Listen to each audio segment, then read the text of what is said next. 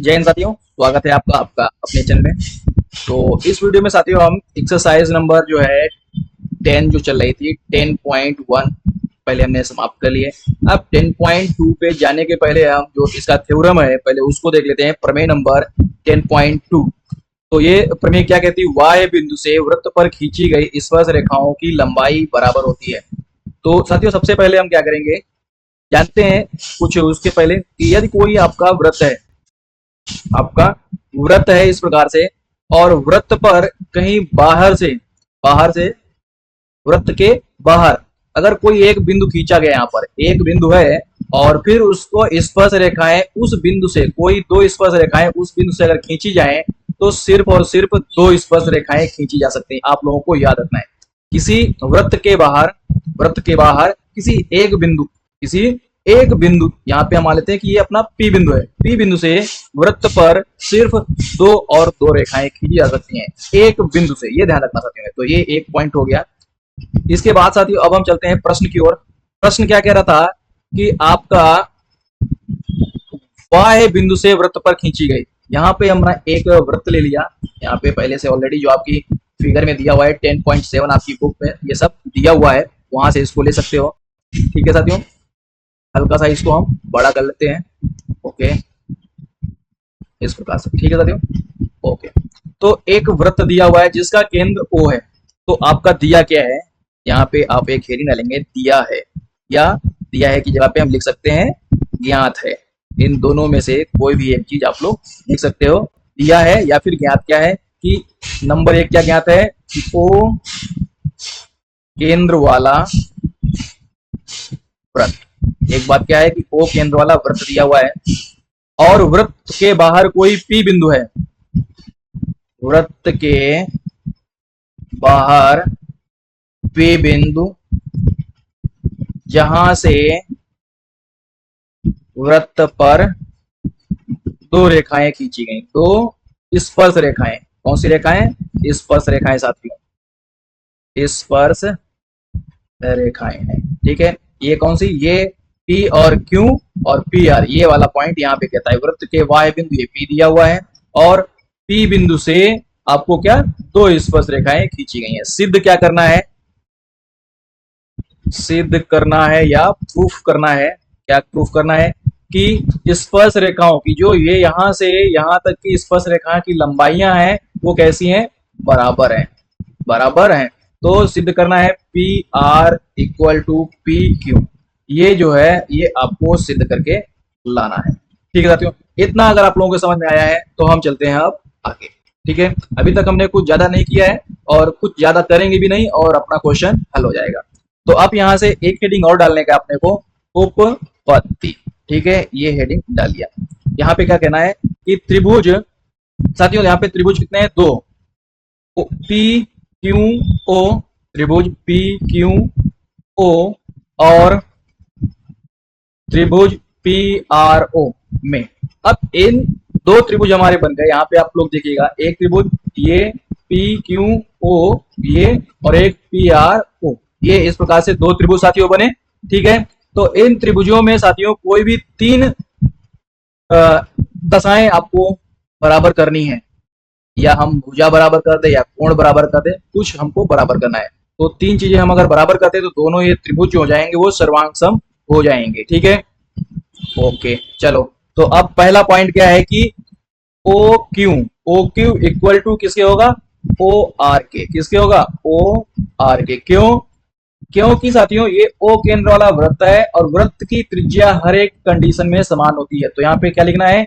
एक ही वृत्त की त्रिज्याएं समान होती हैं। अब त्रिज्या या त्रिज्याएं लिख दो, चूंकि यहाँ पे चाहे जितनी त्रिज्या ये कोई भी पॉइंट यहाँ से आप डाल लोगे, वृत्त की त्रिज्या अगर है तो वो सब कैसी होंगी? समान साथी होंगी। एक पॉइंट ये साथियों आप लोगों के समझ में आया।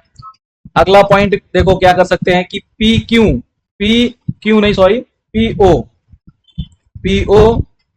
जो है इस वाले त्रिभुज में है और इस वाले त्रिभुज में, दोनों में बराबर है। तो PO इक्वल टू PO, मतलब ये उभयनिष्ठ रेखा है।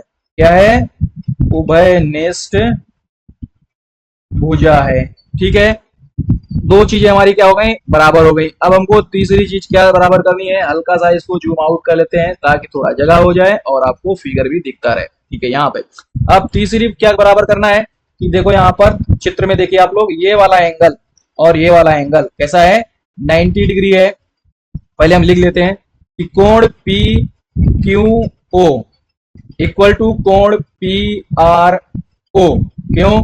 क्योंकि दोनों कोण 90 डिग्री है। दोनों कोण कैसे हैं, 90 डिग्री है। 90 डिग्री क्यों है कि स्पर्श रेखा पर केंद्र से डाला गया कोई भी रेखा वो लंब होता है। ये प्रमेय नंबर 10.1 में हमने इसको प्रूव करके दिखाया था। अतः क्या होगा, अतः त्रिभुज पी क्यू ओ सर्वांग सम इस प्रकार से करेंगे साथियों, equal to P R O. ठीक है साथियों, सर्वांग समता क्या है, साइड साइड एंगल। ये साइड भुजा भुजा और कोण, साइड साइड एंगल सर्वांग समता है। इस प्रकार से साथियों हम कह सकते हैं कि P Q equal to P R, अतः भुजा P Q is equal to P R. ये साथियों सिद्ध होके हमारा यही प्रूव करना था। ठीक है, ये सिद्ध होता है साथियों। अभी अगर आप लोग इसको जो है दूसरे हिसाब से भी सिद्ध करना चाहें तो दूसरी भी स्थिति से या दूसरे भी मेथड से सॉल्व कर सकते हो, पाइथागोरस प्रमेय लगाकर। पाइथागोरस प्रमेय से भी आप लोग इसको सॉल्व कर सकते हो। दोनों त्रिभुज पी आर ओ और त्रिभुज पी क्यू ओ में पाइथागोरस प्रमेय अगर आप लोग लगाओगे तो इसको भी साथियों आप लोग सॉल्व कर सकते हो। अभी हम इसको सॉल्व करके देखते हैं पाइथागोरस प्रमेय से।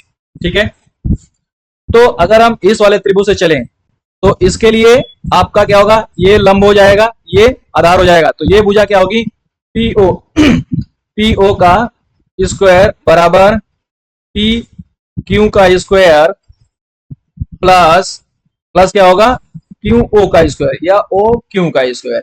ये आया, ये समीकरण नंबर हमारी 1 हो गई।